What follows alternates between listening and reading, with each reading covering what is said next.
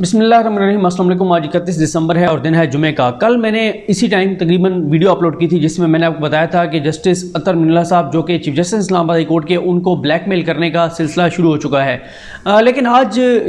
का जो जंग अखबार है और आज का दी न्यूज़ है उसमें जब आप पैटर्न देखते हैं और जिस तरह के कल से बयानात आने शुरू हुए हैं, जिस तरह की खबरें चलनी शुरू हुई हैं, तो इससे वाज़ेह तौर पर नज़र आता है कि ये सिर्फ एक दिन की एक्टिविटी नहीं थी कि एक दिन खबरें लगाकर ब्लैकमेल किया, दबाव में लाने की कोशिश की, बल्कि अब जो पैटर्न चल पड़ा है वो वाज़ेह तौर पर ये बता रहा है कि इस एक केस को बड़ी लड़ाई में तब्दील करने का प्लान जो है उस पर अमल दरामद शुरू कर दिया गया है। अब आप देखेंगे बहुत से किरदार सामने आएंगे, बहुत सी तंजीमें सामने आएंगी जो कि इस्लामाबाद हाई कोर्ट को ब्लैकमेल करेंगी, धमकियां देंगी, और इस सारे मामले को आज़ादी इज़हार राय का केस बना दिया गया है और बनाया जा रहा है। पहले मैं इस खबर पे बात करूंगा और उसके बाद आपको ज़रा डेवलपमेंट भी बताऊंगा कि जो मियां नवाज शरीफ साहब के हवाले से लाहौर हाई कोर्ट से रजू करना है उस हवाले से क्या डेवलपमेंट है। ये देखें जनाब, ये आज के जंग अखबार में खबर लगी हुई है कि अच्छा, मुसद्दका खबर की इशाअत पर तौहीन अदालत की कार्रवाई नहीं होनी चाहिए।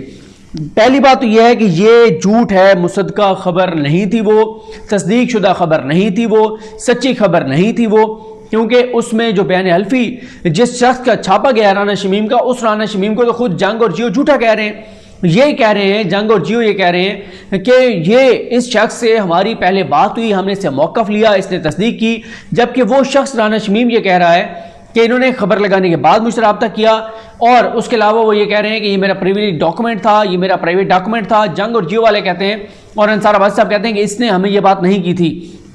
जिस खबर को ये मुसद्दका कह रहे हैं सिर्फ इस बुनियाद पर कि क्योंकि राना शमीम उस कंटेंट को ऑन करते हैं, वो इतराफ़ करते हैं कि वो कंटेंट मेरा था, बिल्कुल वो बयान हल्फी मेरा था, लेकिन उस बयान हल्फी में भी जो बातें लिखी गई हैं अभी तो वो भी साबित होनी है, वो मुसद्दका नहीं है खबर, उसको ये अभी मुसद्दका खबर लिख रहे हैं क्योंकि उसमें जो फैक्ट्स हैं, अब आप सबको, जो लोग सुन रहे हैं वीडियो, अगर आप रेगुलर सुनते हैं तो आपको अजबर हो गई होंगी वो चीज़ें कि अंसार अब्बासी साहब को बुनियादी फैक्ट्स का उनको भी नहीं पता था कि आमिर फारूक साहब पाकिस्तान में ही नहीं थे जिनके हवाले से कहा गया। फिर ना तो इस्लामाबाद हाई कोर्ट के रजिस्ट्रार का मौक़िफ़ लिया गया, ना रजिस्ट्रार सुप्रीम कोर्ट का मौक़िफ़ लिया गया, और एक नामुकम्मल, मशकूक और झूठी खबर लगाकर, और यानी बयान हल्फी झूठा है, इन्होंने तो बयान हल्फी लगाया है लेकिन वो बयान हल्फी झूठा है, उसके जरिए अदलिया पर हमला किया गया है। अब इसमें आ जाए जनाब, ये पूरी खबर मैं आपके सामने रख देता हूं, फिर जरा बात करते हैं इस इशू के ऊपर।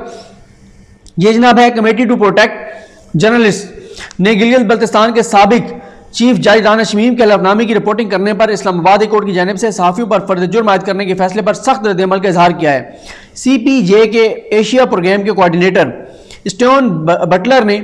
एक ट्वीट में कहा है कि किसी भी सहाफ़ी को मुसद्दका खबर शाया करने पर तौहीन अदालत के इल्ज़ामात का सामना नहीं करना चाहिए। पाकिस्तान में मीडिया की आज़ादी का दावा किया जाता है। मीडिया की आज़ादी यही है कि खबरें आज़ादी से रिपोर्ट की जा सकें। कराची प्रेस क्लब के सदर फाजिल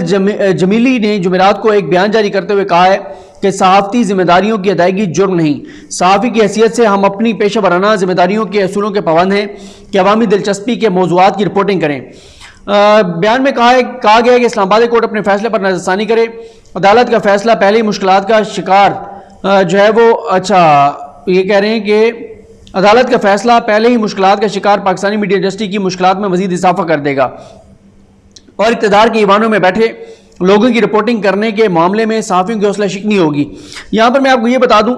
कि कई वो लोग जो इस वक्त जंग और जियो को सपोर्ट कर रहे हैं, ये कह रहे हैं कि जंग और जियो का कोई कसूर नहीं है, जंग अखबार ने तो एक खबर छापी है, ये वही लोग हैं जब डॉक्टर शाहिद मसूद साहब का मामला सुप्रीम कोर्ट में आया था, जब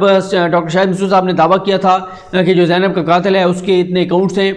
और वो उसके बाद सो मोटो हुआ, तो उस वक्त डॉक्टर शाहिद मसूद साहब के खिलाफ लाहौर बेंच में, लाहौर रजिस्ट्री में सुप्रीम कोर्ट का जो बेंच बैठा था साकिब निसार साहब की सरबराही में, वहाँ पर ये बड़े बड़े सहाफ़ी, जुगादरी, एंकर, ये सारे सहाफ़ती तंजीमों वाले पहुँचे थे और इन सब ने ये कहा था उस वक्त कि आप डॉक्टर शाहिद मसूद साहब को फांसी लगा दें क्योंकि इन्होंने झूठ बोला है, इन्होंने गलत खबर दी है। तो आज वो सब मीर शकील रहमान साहब का दिफा कर रहे हैं, और इनसे पूछे जब डॉक्टर शाहिद मसूद गिरफ्तार हुए थे तो इनमें से कितने लोग थे जो गए थे उस वक्त। और ये जो मैं देख रहा हूँ सहाफ़ती तंजीमें मुझे इस बात पे साथ खड़ी हो गई हैं। अभी जो 2 सहाफ़ियों के साथ बदतमीज़ी की है नवाज शरीफ के गार्ड्स ने वहाँ पे लंदन में, एक मीर इकराम जो है बोल टीवी के और एक फरीद कुरैशी साहब जो है ARY के, उनके साथ जो बदतमीज़ी किया वहाँ गार्ड्स ने, उस पर तो इनका कोई बयान नहीं आया। ये राना शमीम के वकील लतीफ़ा अफरीदी साहब ने जो दिन अदालत के बाहर एक सहाफ़ी ने उनसे सवाल किया तो उन्होंने कहा ये तुम्हारी शक्ल से बुरा सवाल है, उस पर तो कोई मजम्मत नहीं आई। और मैंने तो उस वक्त भी कहा था कि शर्म आनी चाहिए लतीफ़ा अफरीदी जैसे वकील को इस तरह की घटिया बात करते हुए। मैं हूँ, वो है, या हम सब हैं, हम सबको अपनी अपनी शक्लें शीशे में देखनी चाहिए। शीशे में हम अपनी शक्लें देखेंगे तो हमें अंदाज़ा हो जाएगा कि कौन कितना खूबसूरत है, लेकिन शक्लें अल्लाह ताला ने बनाई हैं। किसी को किसी की शक्ल पर बात करते हुए शर्म आनी चाहिए। ये घटिया और गलीज़ बात है। ये बात साबित करती है कि लोगों का किरदार क्या है, मकरूह लोग हैं ये, इनके जहन की गलाजत जो है इनकी ज़बान के ज़रिए बाहर आती है। अब आ जाए जनाब आगे, वो कहते हैं कि मुश्किलात में इजाफा कर देगा और इक़्तिदार के ईवानों में बैठे लोगों की रिपोर्टिंग करने के मामले में सहाफ़ियों की हौसला शिकनी होगी। इन सहाफ़ियों के खिलाफ कार्रवाई हर उस सहाफ़ी के खिलाफ कार्रवाई के मुतरादिफ होगी जो अवाम की खिदमत कर रहे हैं। दूसरी जानिब डॉन के एडिटर जफर अब्बास ने एक ट्वीट में इस्लामाबादी कोर्ट की चीफ जस्टिस अतर मिल्ला से दरखास्त की है कि वो अपने फैसले पर नजरसानी करें। उन्होंने कहा कि जनाब सहाफ़त जुर्म नहीं, अगर ये हलफनामा मेरे पास होता तो मैंने भी वही किया होता जो अंसार अब्बासी ने किया। मुकम्मल तस्दीक के बगैर खबर छापना। फिर मैं कह रहा हूं कि आप देखें कि बुनियादी फैक्ट्स भी नहीं बता रहे, झूठ पे झूठ बोला जा रहा है। एक झूठ को छुपाने के लिए झूठ पे झूठ बोले जा रहे हैं जंग अखबार की जानिब से। जब ये कह रहे हैं मुसद्दका खबर, भाई मुसद्दका खबर नहीं है, फैक्ट्स आपने चेक नहीं किए, आपको नहीं पता था कि असल में हकायक क्या है, और आप अब झूठ लिखी जा रहे हैं मुसद्दका खबर मुसद्दका खबर। उसके बाद जनाब लिखते हैं कि जनाब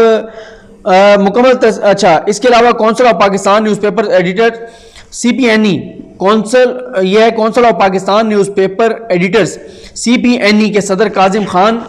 सेक्रेटरी जनरल आमिर महमूद और दीगर अहदेदारान ने राना शमीम बयान हल्फी केस में सहाफ़ियों पर फर्द जुर्म आयद किए जाने के फैसले पर तशवीश का इजहार किया है। उन्होंने कहा है कि सहाफ़ी नेकनीयती से हक़ाइक़ अवाम तक पहुँचाते हैं जिस पर तौहीन अदालत की कार्रवाई समझ से बालातर है। कानून की पासदारी और इसकी तशरीह मुअज़्ज़ज़ अदलिया की जिम्मेदारी है, मगर सहाफ़ियों के खिलाफ ऐसे इक़दामात आलमी सतह पर आज़ादी इजहार में रुकावट गिरदाने जाते हैं। CPNE के रहनुमाओं ने मुअज़्ज़ज़ अदालत से इस्तदा की है कि सहाफ़ियों पर फर्द जुर्म आयद करने के फैसले पर नज़रसानी की जाए। देखिए, कहीं पर इस्तदा है, कहीं पर अपील है, कहीं पर धमकी है, कहीं पर रिएक्शन है। मैं आपको कह रहा हूँ ना कि ये ब्लैकमेलिंग भी चल रही है, और आप देखेंगे कि अगली समात से पहले और इस तरह के कई बयान आएंगे, और कोई पता नहीं है कि और मजीद भी वकला तंजीमें जो है वहाँ पर पहुँच जाएँ और वो भी इनके साथ खड़ी हो जाएँ, क्योंकि जो इन्वेस्टमेंट है शरीफ ख़ानदान की वो वकला तंजीमों पर भी है, सहाफ़ती तंजीमों पर भी है, और जंग अखबार जो है और दी न्यूज़, इनकी भी सहाफ़ती तंजीमों पे बहुत इन्वेस्टमेंट है। जिस भी आप देखेंगे प्रेस क्लब में बहुत से सहाफ़ती ग्रुप जो हैं उनके जो सरकर्दा होंगे वो जंग अखबार के मुलाजमीन होंगे, वो जंग अखबार के पेरोल पर होंगे, वो जंग अखबार में जाएँ ना जाएँ उनको तनख्वाहें मिल रही होंगी, और उनको तनख्वाहें इसी बात की मिलती हैं कि जब मुश्किल रहमान फंसे किसी केस में, जंग अखबार इस तरह की कोई साजिश में पकड़ा जाए तो फिर वो इनको बचाने के लिए सहाफ़त की आड़ इस्तेमाल करना शुरू कर दें। जब मुश्किल रहमान खुद कह चुके हैं उनका कारोबार है, तो फिर कैसे आप कह रहे हैं कि सहाफ़त है। तो बहरहाल अतर मिल्ला साहब का मैं ये समझता हूँ कि उनका, अच्छा मैं एक और चीज़ आपको बता दूँ, मैंने अतर मिल्ला साहब पर जब नवाज शरीफ का केस था मैंने बहुत तनकीद की थी। फिर दूसरी बार मैंने उन पे ऊपर तनकीद की थी जब ये FIA का साइबर क्राइम विंग का केस चल रहे थे, उस वक्त मैंने उनके ऊपर तनकीद की थी। और अतर मिल्ला साहब तनकीद बर्दाश्त भी करते हैं, कोई कंटेम्प्ट का नोटिस नहीं करते, लेकिन मैं ये समझता हूँ कि अतर मिल्ला साहब का एक तो मैं जब उनकी अदालत में जाना शुरू किया तो मुझे ये एहसास हुआ कि अतर मिल्ला साहब की अदालत से जिस तरह से आम पाकिस्तानियों को, आम शहरियों को रिलीफ मिल रहा है, शायद ही वो पाकिस्तान की किसी और अदालत से मिल रहा हो। जिस तरह से बर्बाक फैसले इस्लामाबाद हाई कोर्ट में हो रहे हैं, शायद ही पाकिस्तान की किसी और अदालत में हो रहे हो। जिस ज़बरदस्त अंदाज से इस्लामाबाद हाई कोर्ट का निज़ाम चलाया जा रहा है, शायद ही पाकिस्तान की किसी और अदालत के चलाया जा रहा हो। जिस तरह से अतर मिल्ला साहब नीचे डिस्ट्रिक्ट जुडिशरी जो है उसके मामलात को मॉनिटर करना, चीज़ें देखना, तो ज़बरदस्त अंदाज से वो चीज़ों को लेकर चल रहे हैं, और तेज़ तरीन फैसले वहाँ पर होते हैं, वहाँ पर कोई तारीख नहीं मिलती, और ज़बरदस्त अंदाज से चीज़ों को लेकर चल रहे हैं। बाकी जहाँ पे एतराज़ था हमें, वहाँ पे हमने तनकीद भी की और वो वेलकम भी करते हैं तनकीद को। ये उनका अदालती करियर में दूसरा अतर मिल्ला साहब का इम्तिहान होगा। पहला वो था जिसमें वो सुरखरू हुए जब वो ये जो दहशतगर्दों ने हमला किया था इस्लामाबाद हाई कोर्ट पर, काली वर्दी में मलबूस दहशतगर्दों ने, मुट्ठी भर दहशतगर्द जो हैं, और फिर उन दहशतगर्दों की हमायत में हामिद खान साहब और ये लतीफ़ा अफरीदी साहब और ये सारी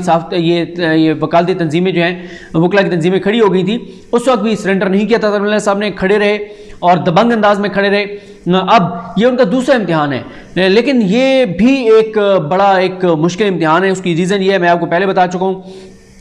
इस वक्त जितने लोग ये बयान दे रहे हैं, धमकियाँ दे रहे हैं, ये बेसिकली सब अतर मिल्ला साहब के साथ इनके बड़े अच्छे ताल्लुकात रहे हैं और ये अतर मिल्ला साहब की जो एक बहुत से मामलात में सोच और अप्रोच है उससे ये सारे इत्तफाक करते थे। अब ये तो इस केस में ये अतर मिल्ला साहब को धमकियाँ दे रहे हैं, खुशामद कर रहे हैं, मिन्नत तरला भी कर रहे हैं, हर तरह की कोशिश कर रहे हैं। तो देखते हैं इस सारे मामले में अतर मिल्ला साहब जो हैं वो किस हद तक जो है वो जाते हैं और वो सरेंडर कर देते हैं या खड़े रहते हैं, दूसरे अपने अदालती करियर में वो कामयाब होते हैं नहीं होते, ये आने वाला वक्त बताएगा। लेकिन बड़ा जो प्लान है वो तैयार हो चुका है। इस तरह के बयानात आप देखेंगे और फिर इस तरह की आप धमकियाँ देखेंगे और प्रेस रिलीज़ बाहर के इदारों की आप देखेंगे सारी चीज़ें, और कोई पता नहीं कोई ख़त भी लिख दे अतर मिल्ला साहब को, बाहर कोई तंजीम, ये कोशिश की जाएंगी और मुख्तलिफ तरीक़ों से। और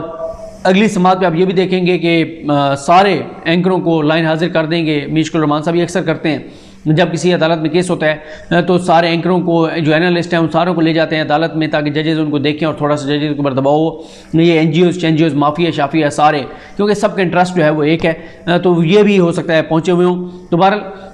दूसरा जो वो उस पर अलग से ज़रा बात करेंगे। मैं चले उस पर मज़ीद एक चीज़ पता कर लेता हूँ कि जो नवाज शरीफ साहब के मामले पर जो लाहौर हाई कोर्ट से रजू कर रहे हैं उस पर नेक्स्ट किसी वीडियो में बात करेंगे। ये वीडियो ऑलरेडी तवील हो गई है। मुझे अपनी दुआ में याद रखें। लकनीम हम सब का हमें नासरो। अल्लाह हाफ़िज़।